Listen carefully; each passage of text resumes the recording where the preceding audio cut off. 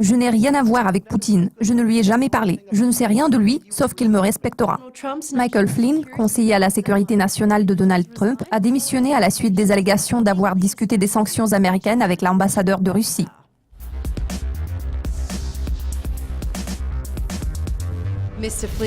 En démissionnant, M. Flynn a enregistré un record absolu de brièveté au poste de conseiller à la sécurité nationale depuis sa création il y a plus de 60 ans. Au départ, M. Flynn a nié le fait d'avoir discuté des sanctions avec l'ambassadeur russe Sergei Kislyak. Le vice-président Mike Pence a publiquement nié toutes les allégations, bien que plus tard, Michael Flynn ait déclaré à la Maison-Blanche que les sanctions auraient pu être discutées. M. Flynn a annoncé sa démission lundi et a donné le commentaire suivant.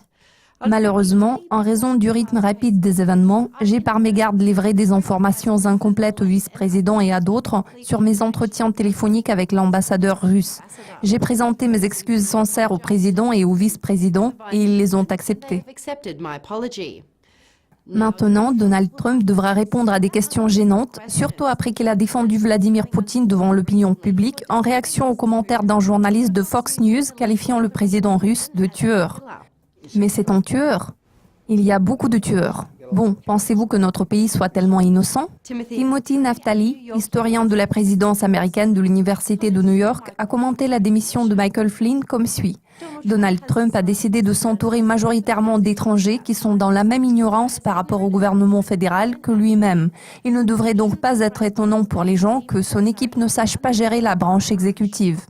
Un responsable de l'équipe de Trump a déclaré au Financial Times que M. Trump envisageait 3 candidats pour remplacer Michael Flynn, y compris David Petraeus, ancien chef de l'Agence centrale du renseignement et ex-général, Robert Harvard, vice-amiral et ancien commandant adjoint du commandement militaire central, et Kate Kellogg, actuel conseiller par intérim à la sécurité nationale, qui est aussi un général à la retraite et l'ancien chef d'état-major du Conseil de sécurité nationale.